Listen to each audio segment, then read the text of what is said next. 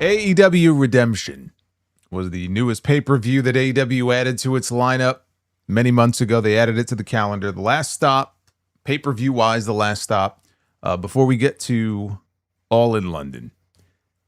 Redemption was a pay-per-view that had no reason to exist. The moment that Kenny Omega beat MJF at Beach Break to win the AEW World Championship. And there was nothing on this show tonight that will change my mind on that.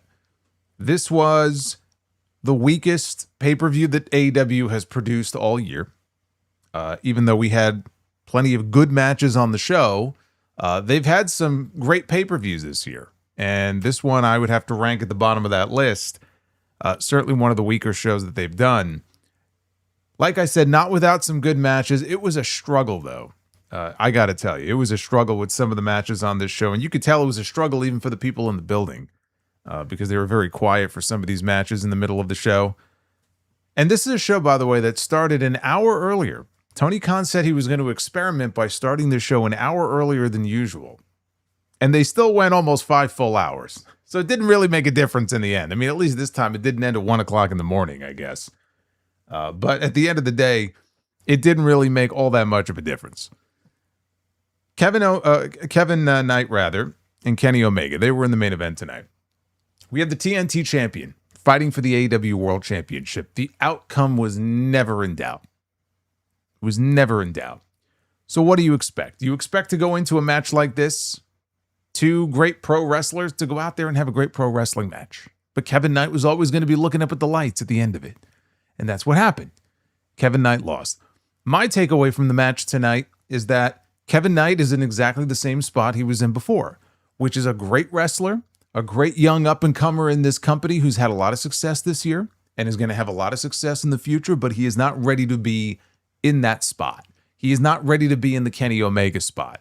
He is nowhere near a Kenny Omega. Hopefully one day he will get there. This is not that time. When I watched Kyle Fletcher and Hangman Page at All Out last year, it was a very similar situation, and I felt the same way then too. Kyle Fletcher, he'll get there, but he's not there yet. Same thing with Kevin Knight tonight. Hopefully he'll get there one day. He ain't there yet. The bigger story came when the main event was over, because they did this big angle with the Death Riders coming out to try to kill Kenny Omega. They were going to put him down. And Will Ospreay came out and he would not allow that to happen. Could not bring himself to deliver the kill shot, even though Jon Moxley had warned him earlier in the show that you do what needs to be done. This is the biggest opportunity of your career coming up. You need to do what you need to do. And the plastic bag came out. We've seen the plastic bag used before here from the Death Riders. Will Ospreay could not bring himself to suffocate Kenny Omega to death. And so it led to Kenny Omega Kenny Omega's laying there practically half dead anyway. But it led to Will Ospreay turning against the Death Riders. So for all these weeks that he's been training with them and he's been aligned with them and they gave him the patch. Remember they gave him the patch to make it official? Like he joined the club. Well, he's out of the club now. He beat up all the Death Riders. He refused to suffocate Kenny Omega. And for his troubles, once Kenny Omega came to and had a big smile on his face, and the two of them were showing mutual respect, right? We all talk about how, boy, this is going to get old real quick if the next 4 weeks, 5 weeks is nothing but a love fest between Kenny Omega and Will Ospreay. Who wants to see that? I don't. And when it was over, Kenny Omega decided to do what Will Ospreay couldn't do. He grabbed Ospreay when he least expected it, and he put him down with a one-winged angel. And I saw some people, oh my God, Kenny Omega turned heel. No, Kenny Omega did not turn heel. Kenny Omega did what Will Ospreay was unwilling to do. Kenny Omega saw the remnants of the plastic bag laying on the mat and was very upset about this. The fact that Will Ospreay would even entertain the idea of choking him out with a plastic bag was enough to piss off Kenny Omega so much that he decided to drop this man on his head, on his surgically repaired neck. And so the one really good thing to come out of this is that now we have 5 weeks until we get to Wembley Stadium. And no more lovey-dovey. No more brother, I love you, I respect you, good luck, right? All smiles and rainbows. No more of this. Right? Now, these two men have reason to have heat with each other. And that should make the television a little more interesting than, the two of them having a mutual admiration society. So I was happy to see that, and obviously Jon Moxley is going to be waiting in the wings should Will Ospreay win that championship to be probably his first challenger coming out of Wembley Stadium. So they did shoot a big angle. They could have done the exact same thing, though, on a big episode of Dynamite. So when I tell you that this was a pay-per-view that did not need to exist, that's what I mean. Not that there weren't newsworthy things that went down on this show, but the whole point of this show was redemption. And as soon as they bumped that match up, the whole point of the show was lost. They're almost better off renaming the show next year. If they want to have a pay-per-view between Forbidden Door and All In, call it something else. Because it didn't really apply here. We had 2 title changes on this show. Willow Nightingale is the new AEW Women's World Champion. I wasn't really a fan of the way that she won it. I am happy to see her win the championship. We're getting the match at All In that I expected that we were going to be getting. I've been telling you. It's going to be Willow and Mercedes Moné. Thekla would have been great, but it didn't seem like that was what they were really setting up for. Question now is Willow going to end up being a transitional champion? I actually think she won't. We still have 5 weeks. Maybe I'll change my mind. But as I sit here right now, I don't think that people are freaking out. Oh, this is so unfair. She won the title. She's going to just turn around and lose it and transition it over to Mercedes. Not necessarily. But we are getting that match now. That match is official for All In. The other title changes that we had, Andrade El Idolo is the new national champion. He beat Mark Davis. I'm devastated. I'm not happy about this. Rest in peace to the national title run of Mark Davis. And Maya World, the woman who had no business even being in the finals of the Owen Hart tournament, wasn't even supposed to be in the tournament, went on to almost win the entire thing. She had her big coming out party in the finals against Mercedes. And now she has her first taste of gold in AEW. And I'm happy that it's in AEW and not on the Ring of Honor brand. But in AEW where people will at least be able to see her. She beat Shira. She's the new TBS champion. So we had some title changes on the show tonight. We had another big match made official for Wembley, which is Cope and Christian. They're going to be defending their tag team titles against the Young Bucks.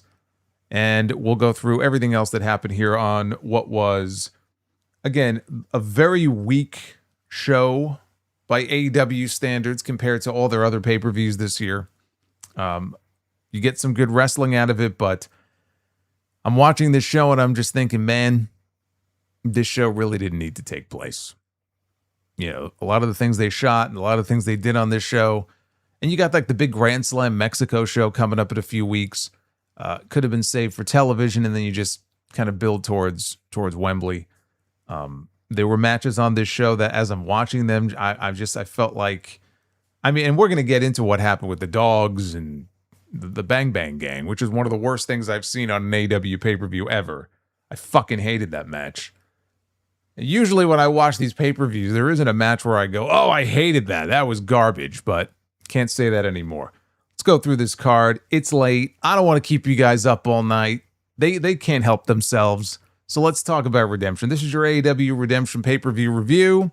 It is now officially Monday morning, July 27th, 2026.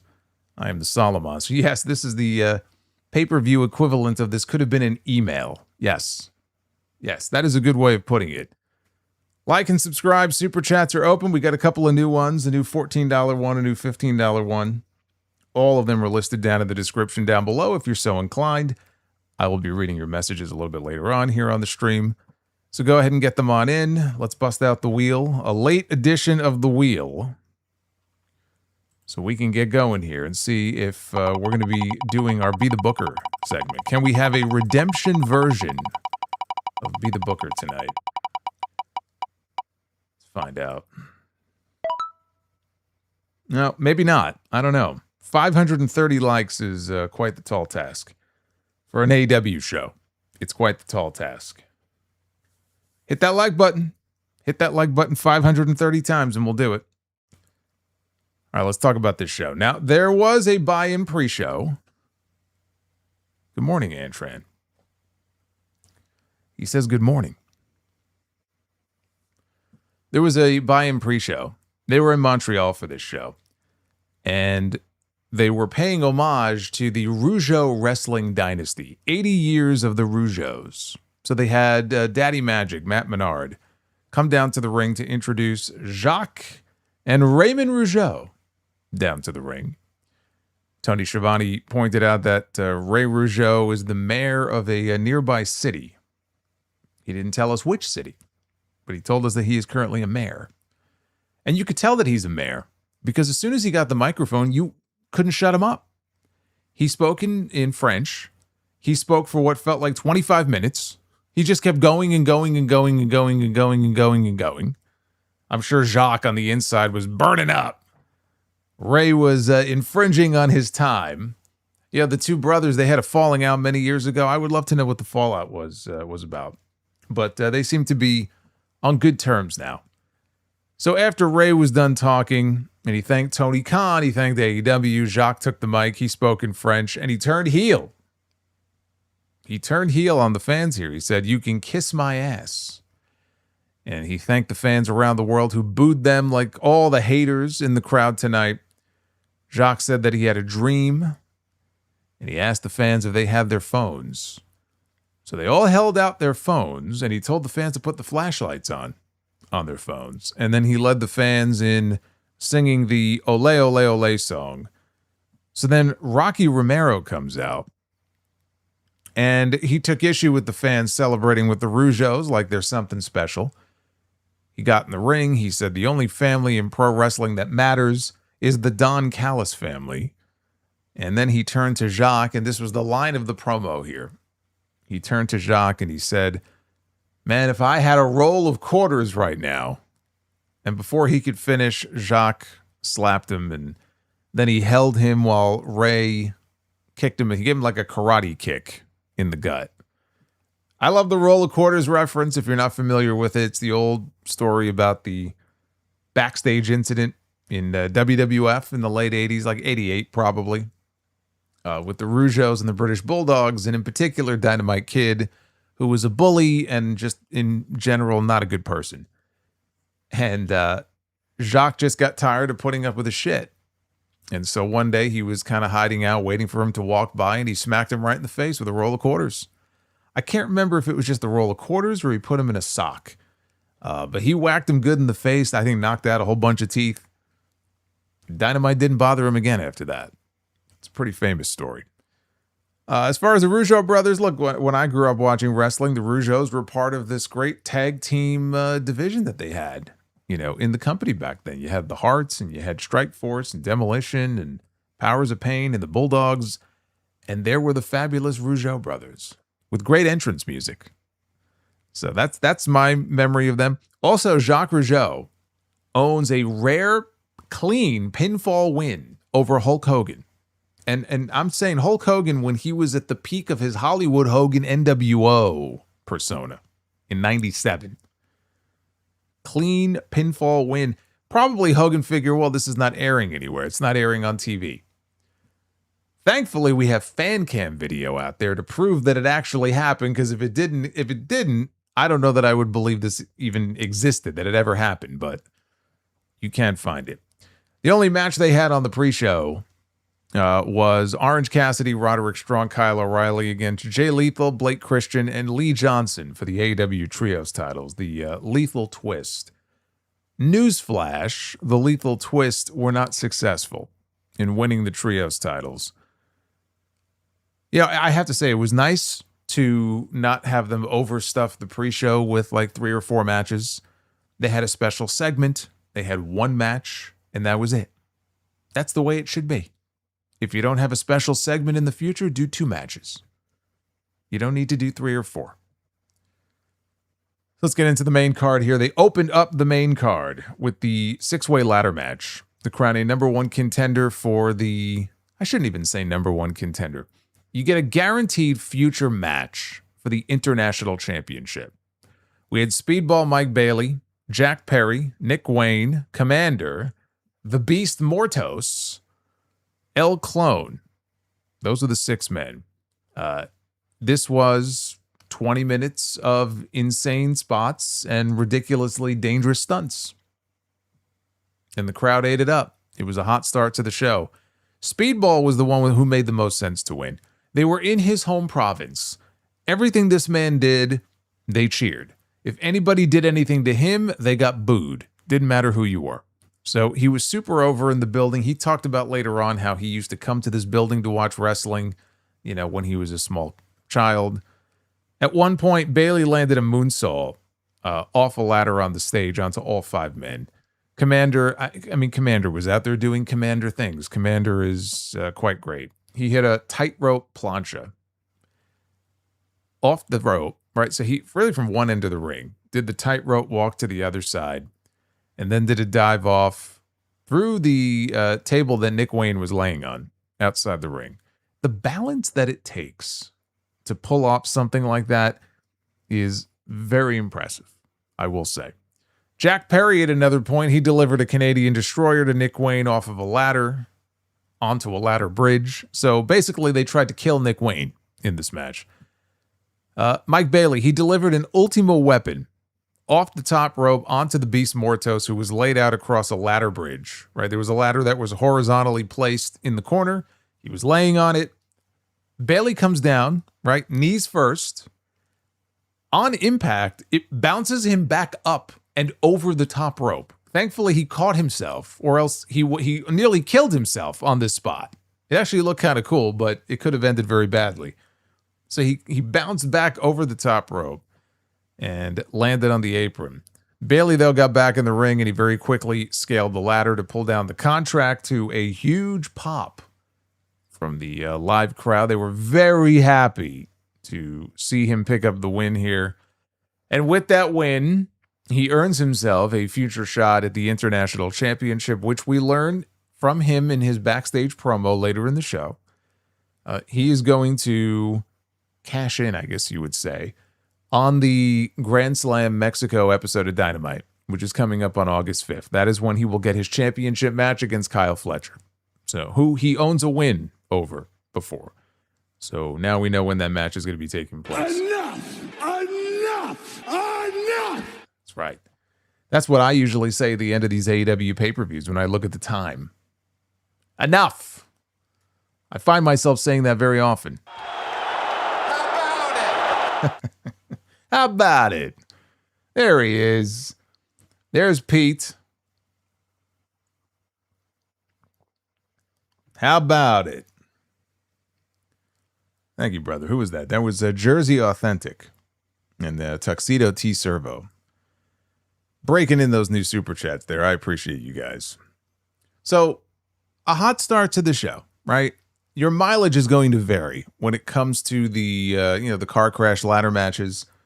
If you like those matches in general, this was a very enjoyable one. If you don't, then you won't, because again, it's just a collection of very dangerous spots where I find myself sitting here hoping that they don't kill each other. But as these ladder matches go, it was very good. Then we got into Jon Moxley and Will Ospreay against the Young Bucks. No elevated entrance for Ospreay. This is the first time I can remember him entering with Moxley, doing the traditional Death Rider entrance to Moxley's music. So there was a collision early on here between Ospreay and Nick Jackson where they bonked heads, and it was planned. And so Nick was worse for wear, really for the rest of the match. This became the story of the match, where he just wasn't quite right. Later on, Ospreay was in with Nick. Nick was on Dream Street.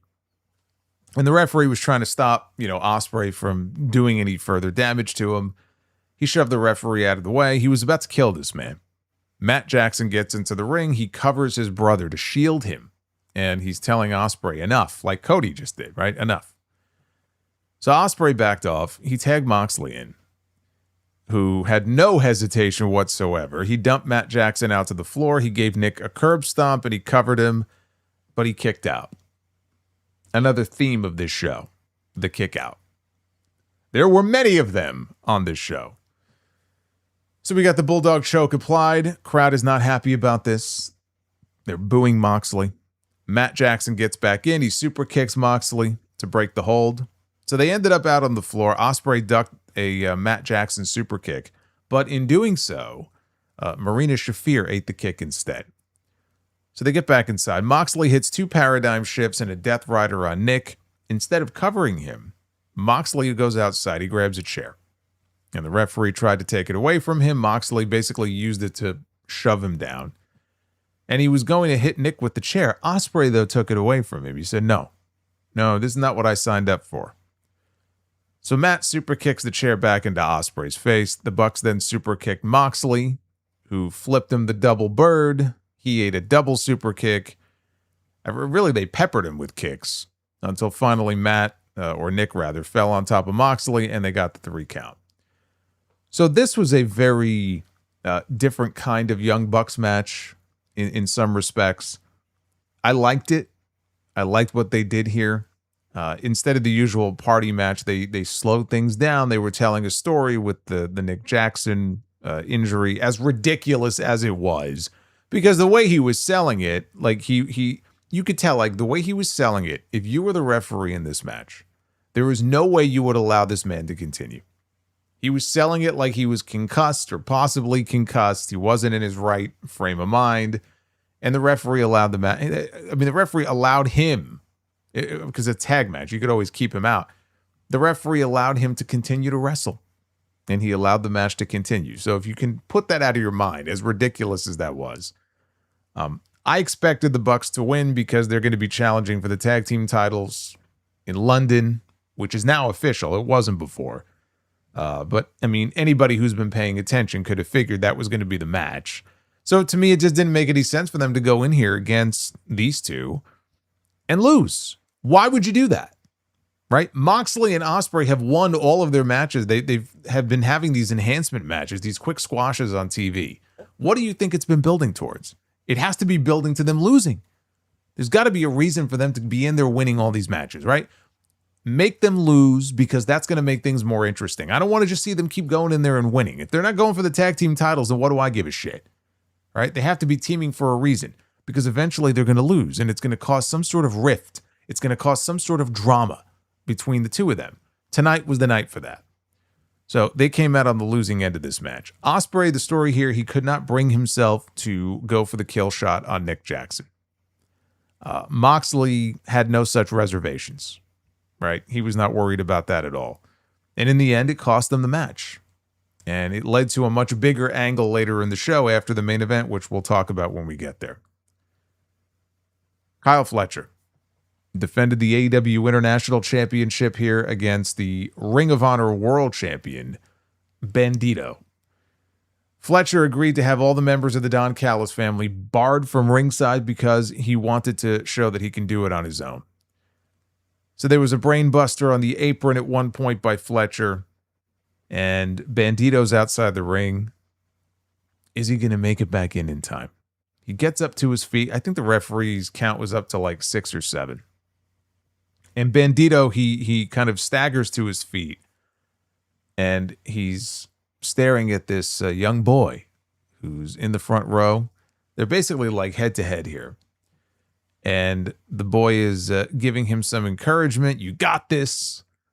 And Bandido was able to roll back into the ring before the 10 count. Fletcher grabbed him. He gave him a last ride powerbomb, only for a near fall. But only for a near fall, now that I think about it, that should be the title of Tony Khan's eventual memoir. But only for a near fall by Tony Khan. There was a 21-plex attempt. Fletcher was able to shrug that off. Another brain buster on the apron. There was a lot of dropping one on their head here in this match. And Bandido was able to get out of that situation. There was a sunset bomb attempt to the floor. Kyle was fighting it, but in the end, he ate a power bomb on the floor. So Bandido went up to the top rope. Kyle is down on the floor outside, and this fucker hit a frog splash from the top rope all the way down to Kyle Fletcher on the floor outside. And that did not look like it was a fun move to take for your forearms on the landing. I mean, that's a rough landing. I mean, I said shit when I saw him do that. And this is a guy who had wrist surgery before. I go, please don't get hurt. So that was kind of a crazy spot. Later on in the match, Bandido hit an avalanche fall-away slam into a moonsault press for a near fall. Followed that up with a GTS for another near fall. We had already reached a point, by the way, in this match where it was complete overkill. Like, we're already past that point. I don't remember the exact move that it was, but there was a moment in this match where I was like, okay, this match should no longer be going on. Now it's just getting very overindulgent.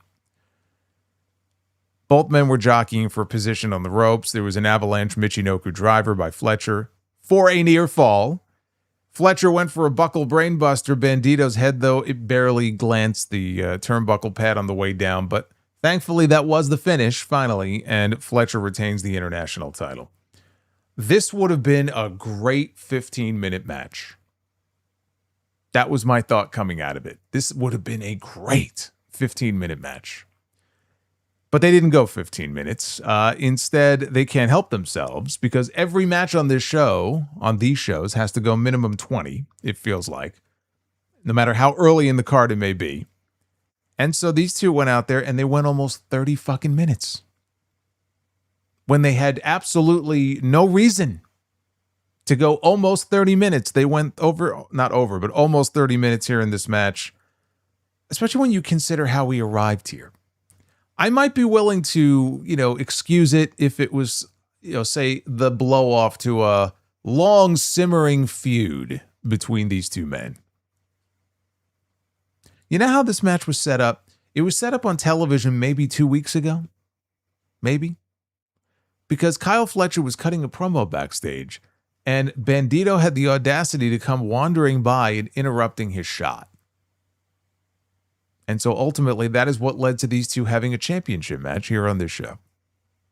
Not exactly a riveting backstory to how or why we got here. And then they go out there for 26 minutes. Why? You get 10 matches on the show. You have matches on the show that have more story and backstory to it than this one does with these two. This is what I mean. There are matches on this show that end up being good when they could be great, or they end up being, not great when they could be great because they just keep going and going and going. And you just get to a point where it's like, why is this still happening? This should have ended 3.5 minutes ago, 5 minutes ago. That's how I felt here. They had a really good match. They had a really strong match. It could have been even better. But they went too long. And I also hate this. I hate that Bandido, because Bandido is fucking great. And I hate that Bandido is, someone who they can just put out there because they know he's always going to have great matches. And they always get over.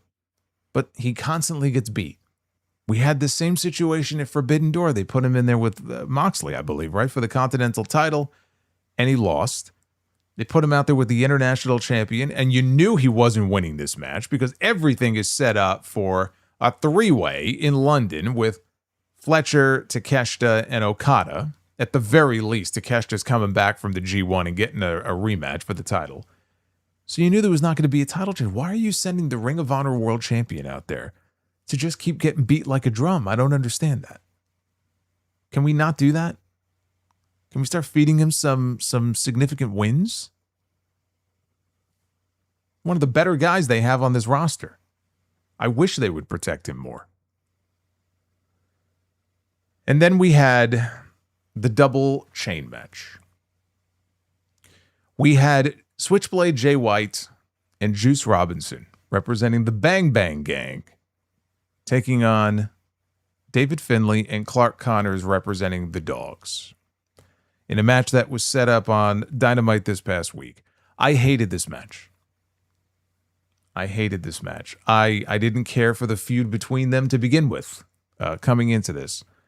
I cared even less about the stupid stipulation. Even when they announced it the other night, we're going to have a double chain match. I'm like, ugh, why? Who cares? Why do we need this? Okay, fine. Maybe they'll go out there and they'll find a way to make this stipulation work and make it compelling in some way, and they'll go out there and they'll change my mind. They didn't change my mind. They did go out there and they beat the hell out of each other. They did do that. But for the majority of it, it sounded like most of the crowd cared for this match about as much as I did. Which is to say, not at all. There was a Dominator spot in this match at one point where David Finlay gave Jay White, the old Ron Simmons, or I guess Bobby Lashley, depending on your frame of reference. And where the fuck is he, by the way? Holy shit, I just said his name out loud. I completely forgot he even worked for this company. Where the hell is the Hurt Syndicate? Holy shit. Talk about out of sight, out of mind. Anyway, he went to go give Jay White a Dominator. He almost paralyzed him. It was a very scary landing. Hopefully he's okay. I'm pretty sure he's okay. But with Jay White, again, this guy's had injury issues before, so I worry about this sort of thing. Hopefully he's okay. Clark Connors, he wrapped the chain around. Now, they were bound by the wrist, because again, it was not a dog collar match. So they were bound by the wrist. And Clark Connors, he wrapped the chain around Juice Robinson's throat, his neck, and he started choking him. Meanwhile, Finlay, who was attached to Jay White by their chain, was trying to keep him at bay, unsuccessfully. So Jay White ends up taking out Finlay with a sleeper suplex so he could save his partner. So this devolved into a 2-on-1 beatdown here on David Finlay, and they are just whipping him repeatedly over and over again with these chains. And to make a bad match worse, right? You're watching this, you're like, how could they make this match actively worse? Why don't we send out Wheeler Yuta and Daniel Garcia to interfere in it? That'll do it. So the Death Riders C Crew, they show up to get involved here in this match. They pull Switchblade out of the ring, then Yuta drops him with a terrible-looking Busaiku knee that barely grazed him. Here comes Austin Gunn and Colton Gunn to even the score. Marina Shafir, she passes Finlay the shillelagh, and he blasts Juice with it, and he gets the 3 count to finally put an end to this. I was just bored more than anything else. I felt nothing watching this match. And another match here on this show that has to go 20 minutes. Now, I could excuse it if the match was exciting, but there was nothing exciting about the match. And so when it's not, it just feels like an eternity. That's what this match felt like. And it sucks because this is the second time now in the span of about a week that Jay White had a match that I think they really, crapped the bed with. That match he had with Clark Connors last week on Dynamite, I didn't think was a great match. I was bored by that match. And so now he's out there, he's in this tag team match, they got the chains and everything, and I'm not a fan of this match. I'm actually debating about which Jay White AEW match is worse. Because honestly, these are 2 of the worst matches I think that I've ever seen in AEW. This one and the singles match he had on Dynamite that one time many years ago with Billy Gunn. I'm pretty sure the Billy Gunn match still clears the bar on this. But unfortunately, both matches, Jay White was involved. This absolutely did not need to take place here on this show. That's why it went 18 minutes, right? Because if this was on television, if this was on Collision, if this was on Dynamite, they're not getting 18 minutes. It would get a little less time. They would have been able to tighten it up a little bit. Maybe it would have been a little more palatable. I probably still wouldn't have had much interest in it, but it would have been better off actually. This is one of those rare cases where this would have been better off on television. They would have benefited from having a little less time on the television show instead of being able to go out there and have 18 minutes to bore people to death. So, yes, I did not like this match. The Dogs had to win, though, because if they're setting up a singles match, which I assume they are at some point between Jay White and David Finlay, which hopefully Switchblade will win, the Dogs had to get a win here. They had to throw them a bone, and so they did. So, that at least was good, that they gave the Dogs the win, because you got to give them something. But yeah, this was the worst thing on the entire show. I hated this match. Renee Paquette was backstage with Will Ospreay, who brought up Nick Jackson's head injury. Ospreay said that Nick clearly had head trauma, and he didn't want to take advantage of that. Then Mr. Renee Paquette walks in, and Ospreay said, look, I'm not trying to kill anyone, bruv. Moxley said that Nick has a history of head trauma. I'm so sorry, Nick. Welcome to pro wrestling. It's a tough way to make a living. Moxley said that Ospreay has a once-in-a-lifetime opportunity at Wembley Stadium. He told Ospreay, you can't be everyone's friend or turn your back on anybody. Moxley said that he doesn't want Ospreay to learn this lesson the hard way. He said if Ospreay won't pull the trigger, he will. And he walked off. Hikaru Shida and Maya World for the TBS Championship. Today, by the way, was Maya World's birthday. Had I known that coming into this show, I would have changed my prediction for this match. I did not realize that today was her birthday. Maya had control over Shida when Shida suddenly went after Maya's knee. And we even got a stretch muffler on the top rope by Shida. You don't see that very often. Shida was taking every shortcut that she possibly could. She was biting her. She was raking the eyes. Shida was looking for a falcon arrow. Maya countered with a cradle for a 2 count, but the knee was still bothering her. Shida got a single leg crab applied. And I took it as a good sign that the crowd was actually rallying behind Maya here. Maya hit Shida with a shining wizard. Shida rolled out of the ring to avoid being pinned. And Shida grabbed her kendo stick, but Maya stopped her from using it. Maya got Shida back inside the ring. She went for a moonsault. Shida, though, got her knees up. And then she followed with a katana, covered for a near fall. Fans did not react to that at all. Shida hit a tombstone, only got a near fall. Then she got her TBS lock applied. And when it looked like Maya was going to tap out, Shida got cocky.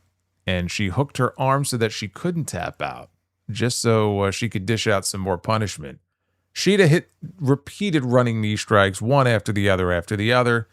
Maya was basically dead, and the referee could have stopped it if they wanted to. Shida hit a falcon arrow, had the pin. Maya, though, grabbed the bottom rope. So many near falls in this match. Shida was bickering with the referee, and then she charged at Maya, who picked her up for a fall-away slam into a bridge and into the pin to get the upset win and claim her first championship here in AEW. We have a brand new TBS champion. It wasn't always pretty. There were definitely some sloppy moments in there, but I enjoyed it more than I did the last match, I'll tell you that much. I thought this was solid stuff. The finish surprised me just because Shida won that survival of the fittest match only a few weeks ago. You know, she's only been champion for, less than a month. 25 days, 26 days, something like that. By the way, Shida now owns the record for the shortest reigns as AEW Women's World Champion and AEW TBS Champion. Now, she had over a year as the World Champion, but one of her, because she's been a 3-time World Champion. I don't remember if it was her last run or her second run. I believe it's still the shortest run that anyone has ever had with that title. It was 25 days. And so now she owns the shortest TBS title run. Not the best record to have, I suppose, but she owns the record now. I was not, honestly, and you guys remember me mentioning this when Shida won the belt a few weeks ago. I was not a big fan of Shida being the one that they chose to go with to win the TBS belt in the first place. I would have much preferred Persephone or Queen Aminata.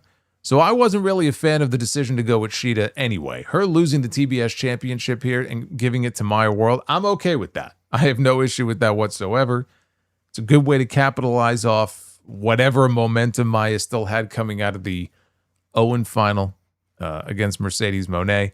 And look, it's a great story, the success that she's been able to have. It's someone new having the championship now, someone who has not been a champion before here in this company.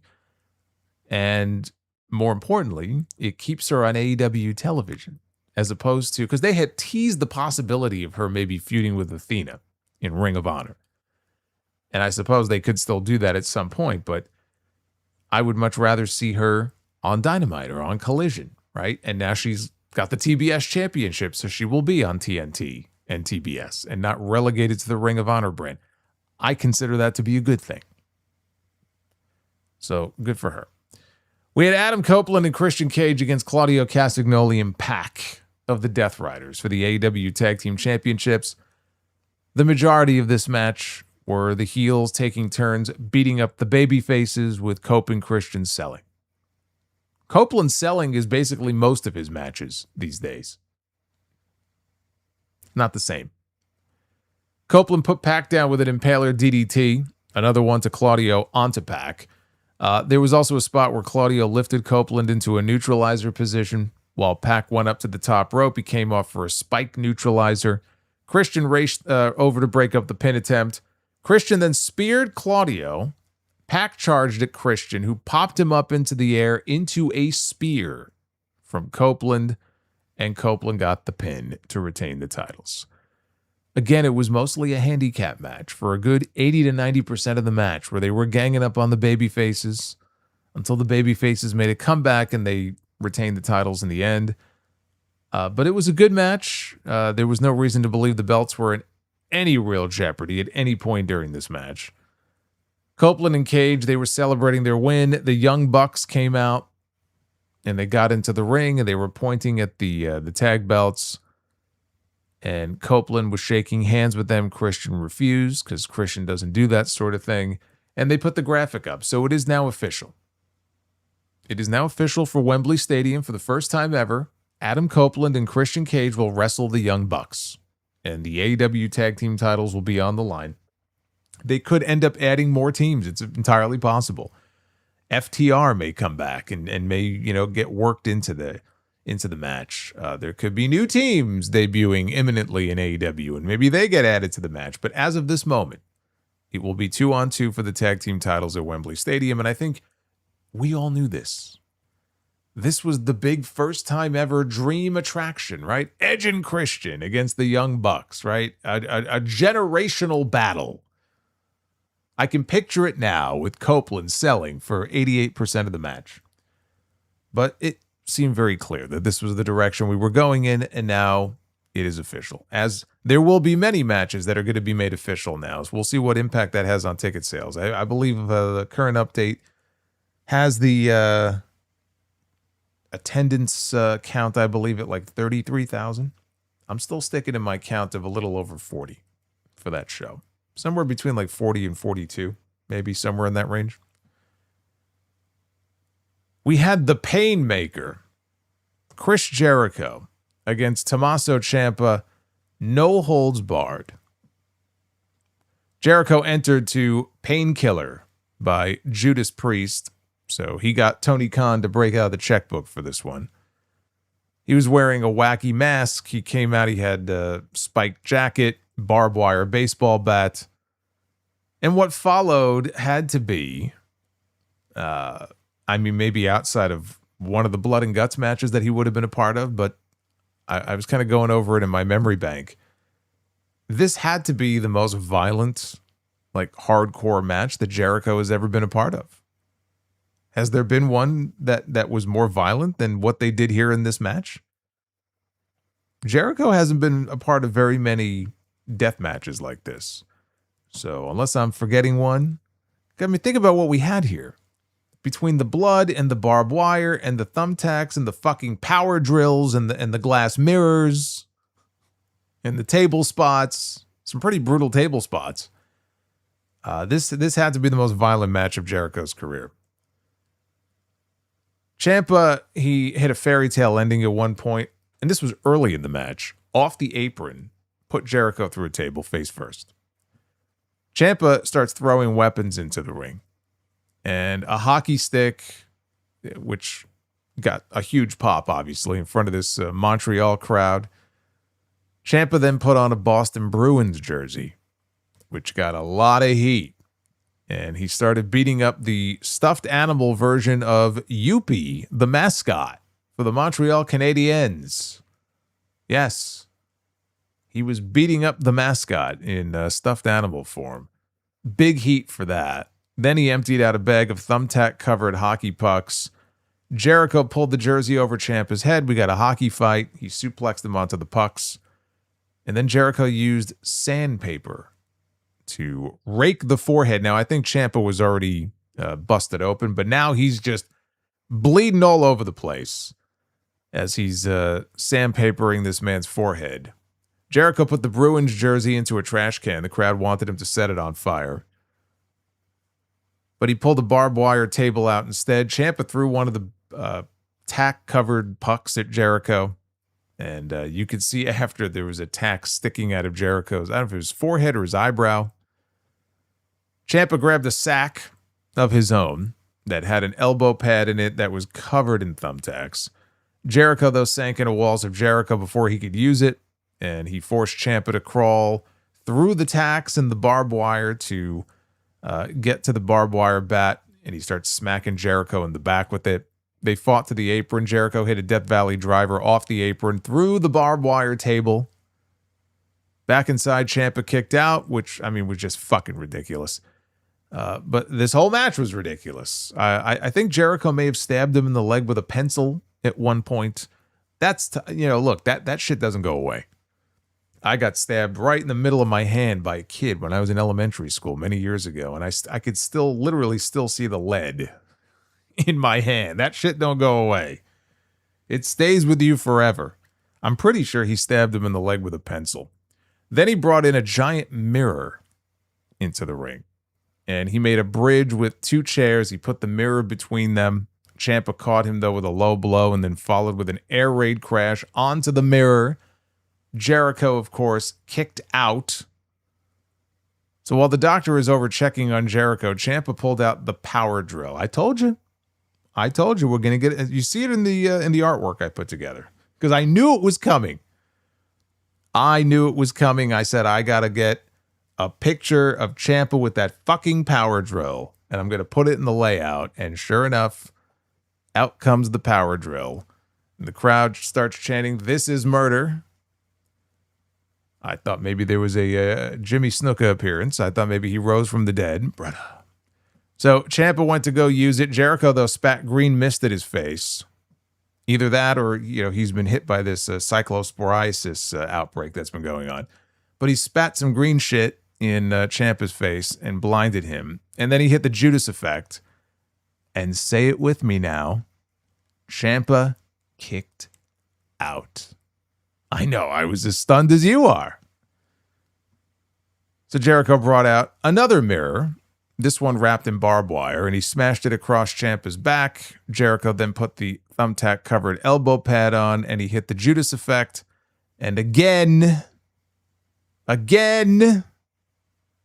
Ciampa kicked out. Jericho then grabbed the power drill, and he used it on Ciampa's forehead. Aubrey Edwards calls for the stoppage, I guess. I couldn't tell if Ciampa had verbally submitted or if she just made an executive decision here and decided enough is enough. But she calls the match off. And mercifully, this match comes to an end. As a wrestling match, their beach break match, I thought, was much better than this. I enjoyed that beach break match better than this. As a garbage plunder match, I don't know what else they could have done that they didn't do here outside of blowing themselves up with pyro, like MJF and Hangman did in their Texas Death Match earlier this year. I appreciate them killing themselves to try to live up to the stipulation, but this just wasn't for me. This wasn't for me. I don't need to see these two guys out there doing this type of horse shit. I really don't. But I get the sense that Ciampa's out there having the time of his life because now he's got the freedom that he didn't have before. He's got the creative freedom to go out there and get booked in these types of matches to begin with and get featured on the television show and actually get a pay-per-view match, which were very hard to come by for him in the other place, let alone a singles match on pay-per-view. I can't recall there being a single singles match on a PLE that he ever had in WWE that wasn't part of NXT Black and Gold, right? Or maybe NXT 2.0 when they blew up Black and Gold. All that to say, I think he's probably enjoying himself a lot. He probably enjoyed himself in this match, taking the abuse more than I did watching it. Again, some people, your mileage is going to vary on whether or not this match was for you or not. We go backstage. Oh my God, I forgot about this. Yeah. Oh boy. We go backstage to Mick Foley. And he's standing by with the women's tag team champions, Divine Dominion. Megan Bain. Enough! Great. Yes. Yes, Eric. I was saying that during the Ciampa and Jericho match. Not even on like the power drill and all that, but on the kickouts. I was screaming that. Enough. Enough. When we go backstage, Mick Foley is with Megan Bain and Lena Cross, who offer him a seat. They tell him to sit down. They pull up a chair. They tell him to sit down. And they ask him, have you ever seen two women more dominant than them? And Foley thinks about it, and he says, well, maybe the Crush Gals. But no, none recently. So Bain asked him, have you ever seen two women who were more violent than us? Foley said, I had not. Bain said that they're undefeated and they just are wondering why there weren't two women around to face the two of them. And Foley said, well, actually, there are two women. That would be the Brawling Birds. So Lena asked if Foley really thought the Birds stood a chance against them. Foley said, well, maybe. And Bain then told Foley to bow down. And Mick Foley, former WWE champion, WWE Hall of Famer, the beloved Mick Foley, proceeds to start barking like a dog, literally, and going woof, woof, bow, wow, over and over again. Ruff, ruff, bow, wow. The only thing missing here was a neck collar and a ball gag. And I don't need to see what Mick does behind closed doors. I don't give a shit. I don't care what his kinks may be. I don't know if this felt like some humiliation ritual to me. I know the sickos will laugh and go, come on, it's comedy. It's comedy. Sure. This was embarrassing, is what this was. I don't know what the fuck this was supposed to be. I don't even have the words for this. This was sad. This was sad to watch. We had Mark Davis against Andrade El Idolo for the AEW National Championship. Can you imagine that, though? Mick Foley on his hands and knees on all fours on a dog leash with like a ball gag in his mouth as Lena Cross and Megan Bain lead him around. If they asked him to do it, I think he would do it. I really do. He would take one for the team. Andrade nearly scored the instant win in the first 10 seconds of this match. He caught Davis off guard with the spinning back elbow. Davis, though, kicked out. Thankfully, they didn't job my guy Davis out here. I mean, I know some of these, a lot of these matches on this show didn't need to be as long as they were, but come on, man. You're not going to beat my guy here in 10 seconds. Hat of discipline. You make a very good point. Why would I want to imagine that? Well, my point is you don't. You don't want to imagine it. But after what we saw tonight, I could actually see something like that happening. I wouldn't be shocked if this was Mick's creative contribution to the show. And Tony Khan's got his cup of Java in his hand that I think it's glued to his hand. Every time I see him, he's got that fucking cup in his hand. Oh, that sounds like a great idea, Mick. Sure, go for it. Go for it. Bow wow. Davis set up for a power bomb on the apron. Andrade countered with a Hurricane Rana that sent Davis hurling forward into the turnbuckles. Andrade then raced up top. He hit Davis with the moonsault over the ring post to the floor. Back inside, Andrade took his pants off. Me saying that coming off the Mick Foley stuff, I'm like, what the fuck did I watch? What did I spend money on tonight? What is going on here? So Andrade takes his pants off, and he reveals trunks with "How you know" on the back of them. He tried for a frog splash. Davis got the knees up. Davis set up for a pile driver. Andrade used a Hurricane Rana to hook him into a pin for a near fall.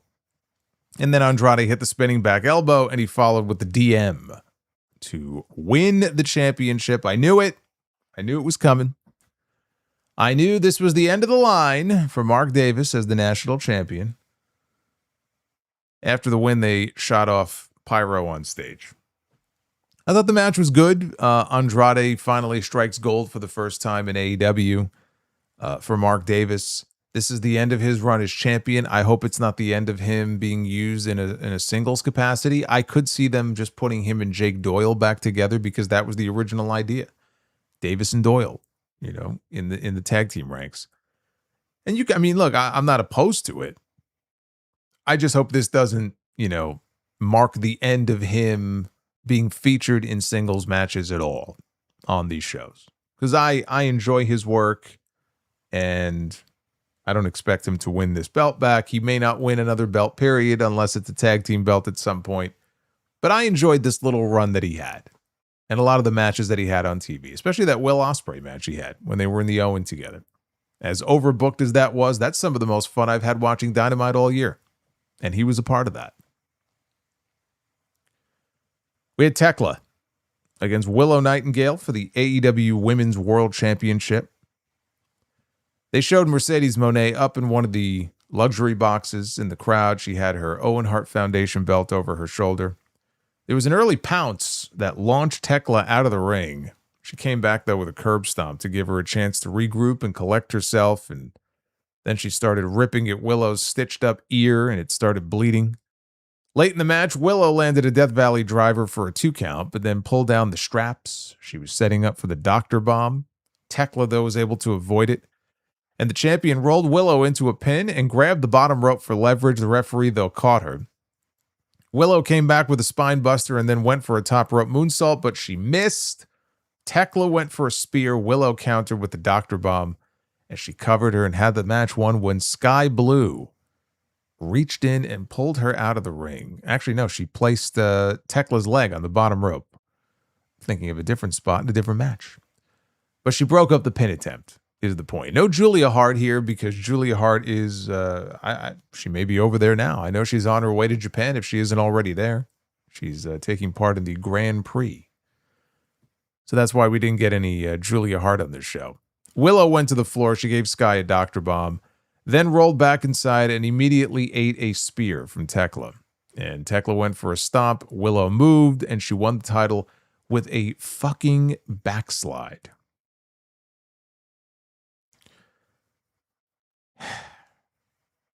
After the match, Orange Cassidy, Roderick Strong, Kyle O'Reilly, they all came out to conglomerate with her and to celebrate with her because she is affiliated with the conglomeration.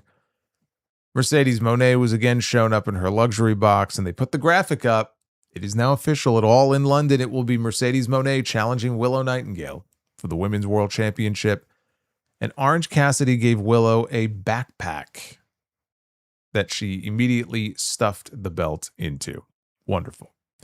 We had the men's world title in a briefcase for a year, and now we got the women's world title in a fucking backpack. Lovely.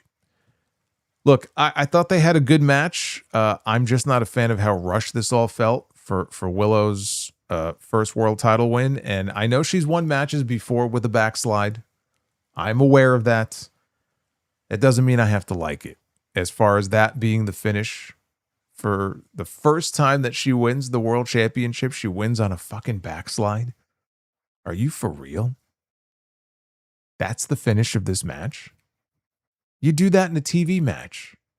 You don't do that in a pay-per-view match. When you're winning the world title for the first time, the sad part about this is her beating Mercedes and winning the TBS championship on that New Year's Smash episode of Dynamite felt like a much bigger deal than this did.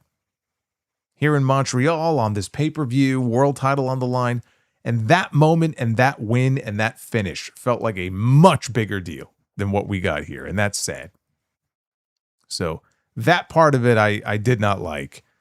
Willow against Mercedes, though, it always made sense to me as the match to do at Wembley. I've been saying it ever since she came back and won that gauntlet match at Beach Break.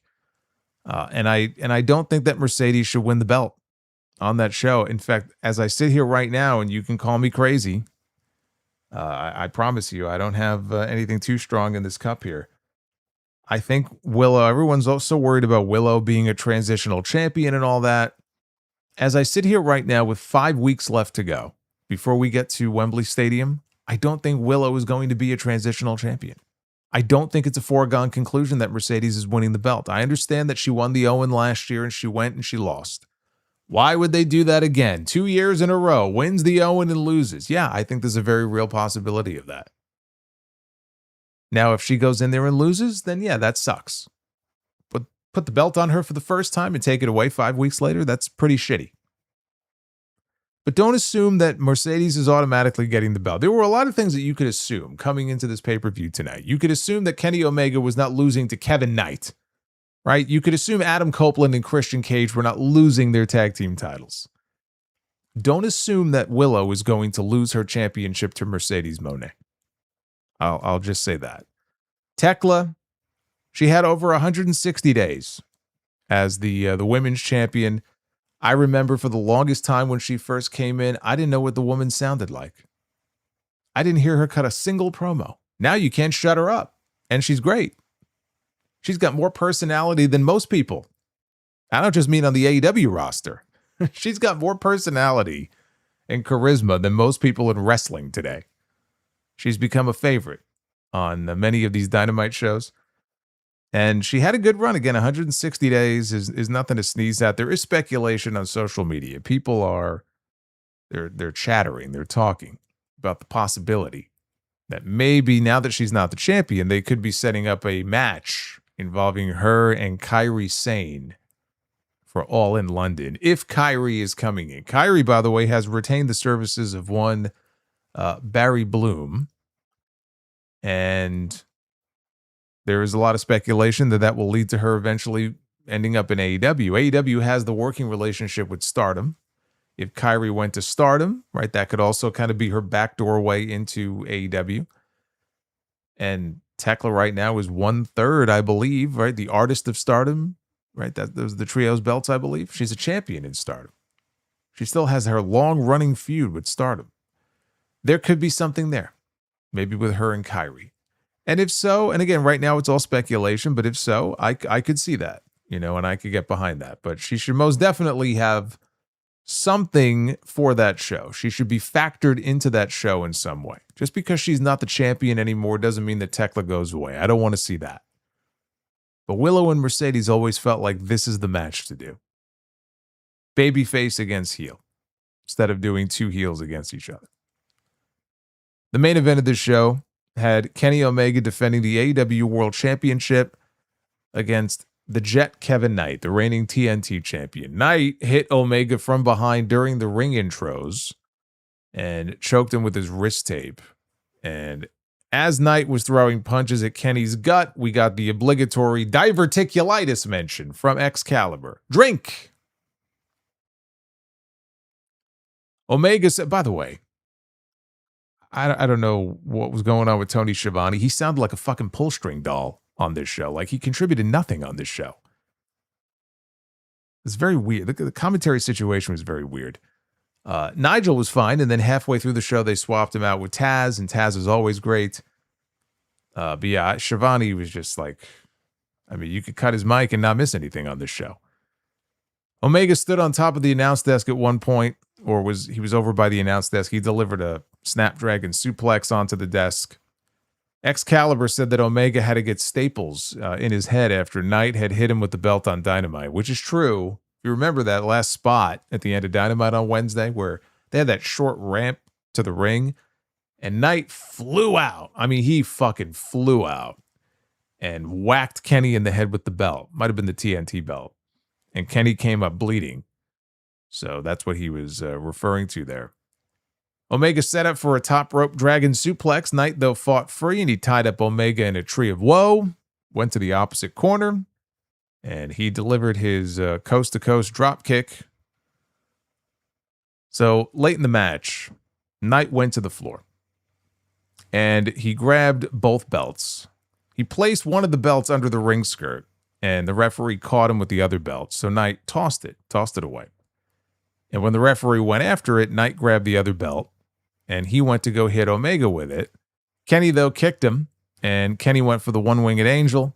Knight slipped out. He delivered a Uranagi onto the TNT title, and then Kevin slid the belt out of the ring. He covered Omega. Referee made the count, only for a near fall. So Knight went for a UFO splash. Kenny got the knees up. Omega went for the one-winged angel. Again, Knight slipped out. Ultimately, though, Kenny caught him with a leaping knee strike, and he did finally hit the one-winged angel and picked up the win to the surprise and shock of absolutely no one. Kenny Omega retains the AEW World Championship, a title that he should have retained. Without question, no one will deny that. But a title that he really should have won on this show. And there may have been reasons why it didn't happen. Again, MJF maybe has the bad leg and it was injury related, and he wanted to make sure that he had plenty of time to rest and rehab and get ready for All In, and that may well be the case. I'm just saying, maybe there was nothing Tony Khan can do about it. It doesn't change the fact that on a show called Redemption, in Kenny's home country, where he came out there and he was beloved, the moment that creative changed and Kenny beat him weeks early to win the championship, that's why I said at the beginning of this review, the entire need for a show called Redemption went out the fucking window. It didn't hit the same way as if he would have won that belt in that building tonight. It's unfortunate, because that would have been a great moment in the right place at the right time. It didn't work out that way. What we got here was a very good wrestling match, and Kevin Knight was very impressive. Kevin Knight is not where Kenny Omega is. He's not where Will Ospreay is. He's not there yet. Hopefully he'll get there. He's got the tools. He's got the talent. And Tony Khan obviously believes in him. He's been getting pushed all year long. And he's held multiple championships. And that's great. But this did not feel like your typical AEW pay-per-view main event. This felt like it would have been an excellent television main event. This was not a pay-per-view main event that you go out of your way to think, oh man, this is a big deal here. Like, that's not what this was. But what it did do when it was over was it set up an angle when the match was over, because when it was over, Wheeler Yuta and Daniel Garcia, they were back. They ran out and attacked Omega. Pac and Claudio, they joined in on the beatdown. John Moxley and Marina Shafir, they came out. So the Young Bucks ran out to try to help, and they were quickly dispatched. Claudio wrapped a chair around Omega's head. He was laying face down on the mat. And so Claudio places the chair around his neck. Will Ospreay enters, and he gets in the ring and he shields Kenny, and he's trying to tell the Death Riders to back off, don't do this. Yuta tells Ospreay it's okay, and he embraces him, and then he shoots a look over to Claudio like, go ahead and kill him. Claudio went to go kill Omega. Ospreay, though, shoved him down to the mat. He pulled the chair off Omega's neck, and he starts swinging the chair, and the Death Riders, they all scatter. So John Moxley gets into the ring. Ospreay is standing in front of Omega with the chair, and I'm watching this because Kenny he's still down, but he's awake barely. He's kind of dazed, and Ospreay's back is turned to him, and he's got the chair in his hand, and I'm like, oh, don't tell me. I'm like, don't tell me. There's no way. There's no way they're turning Ospreay heel 5 weeks out from Wembley, right? I thought for sure, my wrestling brain was telling me the way he was positioned, like Kenny's going to get to his feet, Ospreay's going to whack him in the head, which, when you really think about it, there is a way to tell that story where he listened to what Moxley told him earlier in the show, and he decided, you know what? Moxley is right. And so as soon as Kenny gets back up to his feet, you have Ospreay whack him in the head with a chair. He'll be a heel in the building tonight, but you still have 5 weeks to where he can sort of wake up, right? To where he wouldn't be going into Wembley as the heel. So it wouldn't be like a proper heel turn, maybe a heel turn for a few weeks until he wakes up and realizes that, the Death Riders have been feeding him a bunch of bullshit. And then you shoot the angle where he kind of breaks away from them. So there was a way where you could have done that. But in the moment, I'm like, I hope that's not what this is. And thankfully, that's not what it was. But then Moxley pulls out the dreaded plastic bag of doom. We haven't seen the plastic bag in a while. We haven't seen Bryan Danielson in an active capacity on the show outside of being a commentator since they put the plastic bag over his head, right? I guess last year in the Hangman match, I guess he ran in, right? He did a Busaiku knee, I believe. But that's really what put him down as a full-time pro wrestler, was the angle they shot where they tried to suffocate him to death. So he pulls out the plastic bag, and I'm sure striking fear in the hearts of all of the lawmakers in New York who have banned such a thing. But he hands the plastic bag over to Will Ospreay, and he gives Ospreay a kiss on the cheek. Ospreay now is staring at this bag. He is staring intensely at the plastic bag. He's looking down at Omega. He's looking back at the bag. What is he going to do? Ultimately, he rips the bag in half. Ospreay turns to Moxley and he drops him with a punch. He has made his decision. There will be no more Death Riders for Will Ospreay. Marina Shafir gets in the ring. He immediately throws her right out of the ring. Yuta and Garcia, they charged him, and Ospreay low-bridged them to the floor. Claudio charged at him. Ospreay backdropped him over the top rope, and then he dropped Pac with a hidden blade. And the Death Riders retreated. Ospreay now is looking down at the AEW World Championship, which is laying on the mat in the corner. And he picks up the belt. Omega pulls himself up to his feet. And Kenny looks and he finds pieces of the plastic bag laying on the mat. And so Ospreay holds out the belt. Kenny's got the plastic bag remnants, like what the fuck? He grabs the belt from Ospreay. Ospreay then, he accepts the handshake that Kenny offers him, but then he leans in and he tells Omega, says, from this moment on, it's about you and me. And the two of them, they go to different corners of the ring and they're posing, and it looks like, the pay-per-view is ending at this point, right? It looks like the show's going off the air. As Ospreay is posing on the turnbuckles in the corner, Omega, he slips underneath him and he delivers a one-winged angel and he drops Ospreay down in the back of his neck. And the fans booed this, by the way. Actually booed Kenny Omega for doing this. He picks up the plastic bag pieces and he's like talking shit and he's pointing at them, and the Young Bucks get into the ring and they're talking to him like, what are you doing? And they end up posing together, and that's how they go off the air. So let's make one thing perfectly clear here, because this was not a heel turn. I know in the moment it kind of felt like, oh my God, Kenny Omega's going heel. And the fans did start booing him a little bit, but that's not what this was. I will also tell you, I appreciate their self-restraint only having this main event go 25 minutes, which is a big surprise for an AEW pay-per-view. To let your main event only go 25 minutes took a lot of self-control by Tony Khan, okay, and the wrestlers. I'm grateful for it. I'm grateful that the match only went 25. I thought for sure they were going 40. Thankfully, that didn't happen. The match itself, I thought, was very good. Not at the level of their typical, like, top pay-per-view main events. We've had a lot of great pay-per-view matches and great pay-per-view main events from this company this year.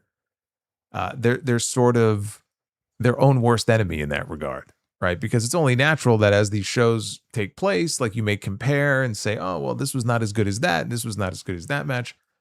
And so their reputation on pay-per-view is very good. You know you're going to get quality matches up and down these shows most of the time. And I'm not saying this was not a quality match. It was just not up to snuff, from what you would normally get in a main event spot here on the show. But as I said before, it would have been an excellent Dynamite main event. It's too bad we didn't get it there. On this show, knowing that the outcome was never in doubt here, it needed something more. It didn't have that. I mean, it had the post-match angle, but that had nothing to do with Kevin Knight. We knew coming into this that Kevin Knight was a great athlete. We knew that maybe he's a future world champion, right? There was nothing that I saw from him here in this match that makes me feel any different. Nothing that makes me feel any different than I felt coming into the show. He doesn't come out of it looking all that much better. He doesn't come out of it looking worse. He comes out of it, I think it's almost like he's in the same exact spot he was in before. except he's the TNT champion and he just got beat. And there's no shame in losing to Kenny Omega. There's no shame in losing to the world champion, but I don't know that he needed to be in this position. And I'm going to assume that if MJF was healthy enough to work this show, the matches would have been Kenny Omega against MJF and Darby Allin against Kevin Knight. And instead they did Darby and Kevin Knight on television this week, and Kevin Knight just beat him. So plans unfortunately changed for this show. As far as the post-match stuff, in the end, the message here is that Jon Moxley was correct in what he told Will Ospreay earlier in the show. This is the biggest opportunity of your life. You're going into London. You need to be on point. You cannot be soft. You cannot be friends with people. You have to have eyes in the back of your head, right? That was the message he was trying to tell him. And look what happened. Kenny Omega dumped him on his fucking head. So the message is that Jon Moxley was telling the truth. He knew exactly what he was talking about, and he turned out to be right? You have to be willing to go for the kill shot. If not, the kill shot will come get you, which is what happened with Ospreay. With Kenny, he told the doctors after he hit the move, go check on him. So it was like he was upset about the plastic bag. That's what he was upset about. I don't know if he was upset that, Ospreay almost used it on him, or he took too long to kind of think about whether or not he should use it on him, and that pissed him off. But I'm going to assume that's the story. We should hear from Kenny on TV this week. So that's what happened there. But now we have some real tension between them. And here's the thing I liked about the angle. Forget the fucking plastic bag or the little minute details of what they did. What I like about it is this. It's very simple. Now we have some real tension between Omega and Ospreay heading into this show. We don't have the brother, I love you, I respect you, blah, blah, blah, blah, blah, fucking gag me. Okay, like Mick Foley. So we don't have that now. We want some real tension. Now we have it.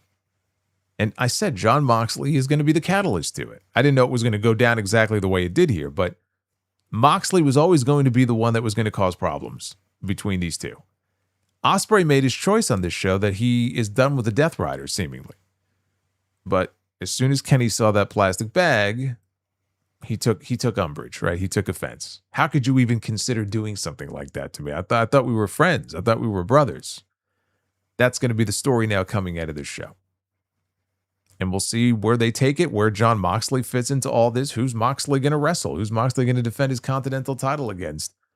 Are they just going to run back him and Hangman? Where's Swerve, right? There's a lot of questions here that we don't have answers to. That was another thing about this show. You could feel that there were some really big names missing from this card. Like MJF, like Hangman, like Swerve, like Okada, Takeshita, right? They were missing a lot of names here on this show. But at least now we've got a new wrinkle here in this story. That's a good thing, at least. And look, we have to get the eventual match between Ospreay and Moxley, because not just because the story dictates it, but because Will's got to get that win back from Dynasty. It's going to happen at some point. So that was the Redemption card, a pay-per-view that really did not need to happen. We got some good wrestling. We got some stuff that I fucking hated on this show. You know what that is. We went over it already. This is going to end up being at the bottom of the list this year. When it comes to AEW pay-per-views, this will probably be rock fucking bottom. At least on my list, it will be. I don't think I was all that enamored with Forbidden Door, but I feel like there was more stuff I enjoyed on that show than I did. And that cage match, to be fair, that cage match at Forbidden Door turned out to be a lot more fun than I expected it to be. We didn't have anything like that on this show. There were parts of the show where I was fucking bored watching it. So was the crowd. And then there were just other things on the show that I just didn't care for. Whether it was some of the stuff we saw in the Jericho match, whether it was that awful chain match, just not great. But the stuff that was really good was really good. So I don't know where it ranks for you guys. For me, it's somewhere in the middle, but definitely on the lower side than the higher side. That was the story of Redemption. And now Redemption is in the books. We don't care about Redemption anymore. Now it's all about All In. It's their biggest show of the year. 5 weeks away. And the card will start coming together very quickly now that there are no more pay-per-views between now and then. Although we do have the Grand Slam show at Arena Mexico coming up on August 5th. So we'll see how that goes. All right, let's take a look at your Super Chats. And then I will get you guys on out of here. Doesn't look like we're going to hit that likes goal. So it's looking like a Be the Booker free night tonight, unfortunately.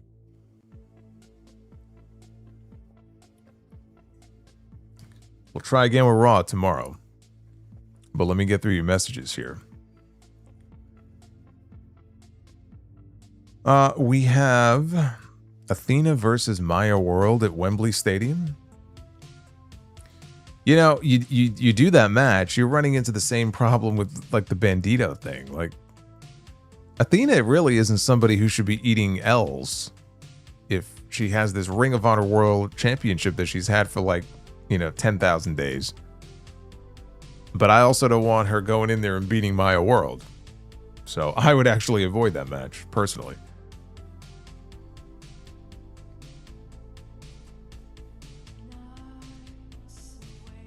Thank you, Rectangle. Joseph Stewart showing some love tonight. Happy Sunday to you as well. Appreciate it. Yes, Ryan Gosling is going to play Ghost Rider in the new Ghost Rider movie. And my thoughts on Doom and Magneto finally being in a movie together. It sounds cool. I mean, they were two of my favorites when I used to collect the cards.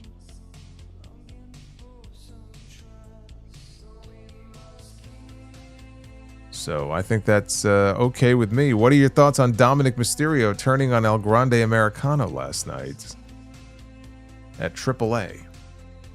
I did not see AAA, so I have no comments on it. I assume that's the match at Triple Mania. And El Grande Americano should win the AAA Mega title from Dom on that show.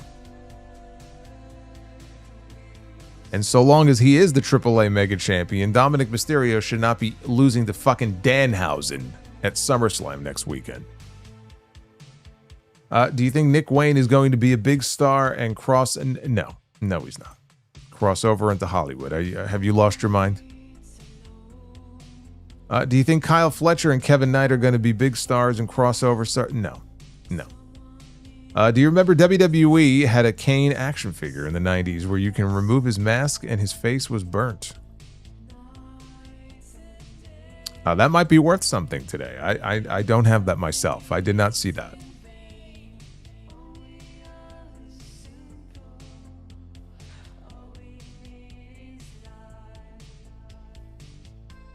I didn't see those movies, Joseph, so I can't really comment on Julian's performance in them.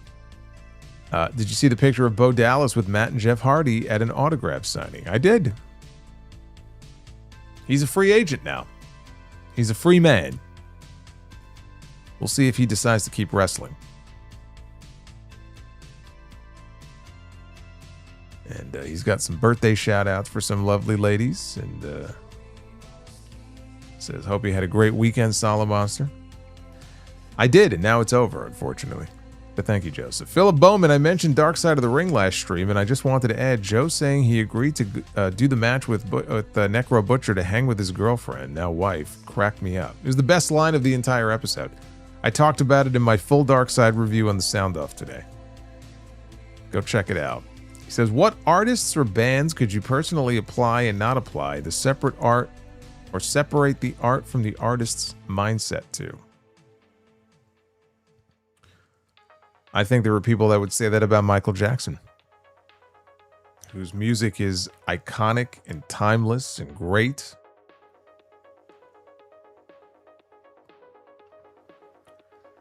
I think that's probably one of the better examples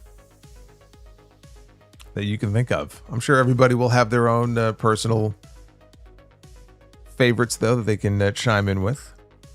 It says, I still enjoy Deftones. guitarist being a flat earther aside, but I'll never listen to RHCP because of Anthony Likes Him Young Kiedis. Yeah, fuck that guy.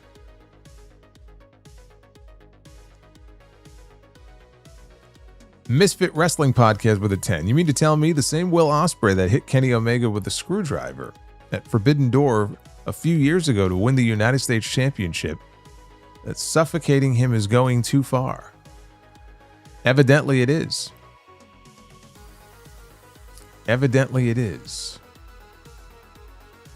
That's right, the dreaded screwdriver. Zach the Jet. First time chatter here, I gotta be honest, AEW has fumbled Ospreay's character heading into All In with this melodrama stuff with the Death Riders. Well, I mean, this is the bed that they made months ago when they decided to go with this story. They decided to go in that direction. I'm glad they're actually adding some story to it, though. I'm not gonna hate on that. I understand the story they're telling. I think it's fairly easy to follow, especially after what happened tonight. And I'm glad that there is a story. If this is the match they were going to do, you know, two baby faces with him and Omega, you got to create melodrama somehow. At least now we have some. I'd rather there be some than none.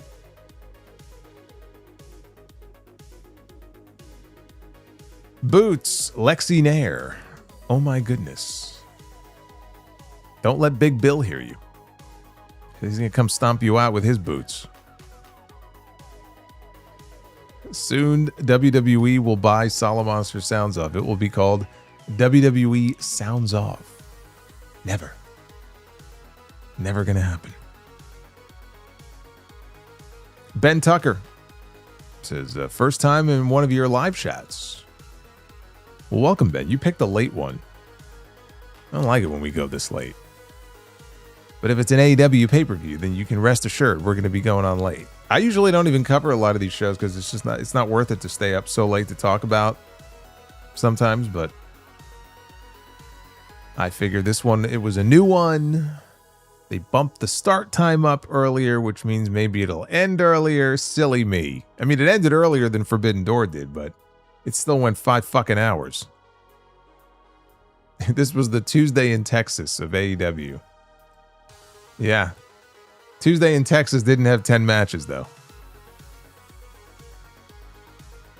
Tuxedo T. Servo says, when I saw your first start time, I was wondering what you were drinking for the show. Hey, at least the review started before midnight, Central Time. As always, look forward to the review. I knew the show was going to midnight. I knew it. I knew it. In my heart, I knew it was going to midnight. Jersey Authentic. These 5-hour pay-per-views are not it. And WWE PLEs are no better. Oh, WWE PLEs are largely fucking terrible. I smoke a lot of weed. $9.99. There he is. Ed to be the booker. Match has been thrown out due to insert wrestler reference. Insert wrestler comes to even the score. Teddy Long has made this a tag team match player. That's not a bad one, actually. That wouldn't be a bad one to add. I'll have to take that under advisement. Eric the Sean with a 20. A rare night for me to be up this late. Might as well give you some love. So, well, I appreciate that love. And I'm happy that you're hanging out with us tonight. And Retro KOH, Solomonster just wrote the plot to the adult video Cactus Sack. That is a video that should never, ever be made. And I hope to God it never does get made. Yeah, the Mick Foley thing was fucking weird. Holy shit, was that weird. But I'm sure you'll get people like, oh, it was funny. Laugh a little. Ha. Yeah, right. Fuck out of here with that. All right, listen. We had a brand new sound off that went up earlier. Episode 973. Talk about the Busted Open Radio WWE or WWE Radio. situation. SummerSlam predictions, Dark Side of the Ring review. You want to hear the lost media that is the Global Force Gold video audio that Jeff Jarrett recorded many years ago. You can hear it at the beginning of the sound off. I'm only sorry I didn't find it early enough to include it in my Dark Side review last week. But I included it on the sound off earlier today. So go back and check that out. We got a lot of content coming this week. Raw post show, Uncrowned Wrestling show on Tuesday Night Titans, the Dynamite fallout to this pay-per-view, SmackDown Friday, SummerSlam next weekend. Oh my God, there's a lot coming up, and I hope you guys are going to be here for it. So hit that subscribe button, hit that like button on your way out. Thank you for the super chats. You could always drop a super thanks after the fact in the comments section. That's up to you. Become a channel member. Got all kinds of stuff going on here. I'm going to get out of here. We'll try again tomorrow. We'll try to hit the goal tomorrow and do some Be the Booker. I had it all revved up and ready to go. It was ready to go for a spin, and now it's just going to sit idle until tomorrow night. Be well. Stay safe. Have yourselves a great rest of your night, and I will see you tomorrow night for the Raw review. Till then, take care, guys.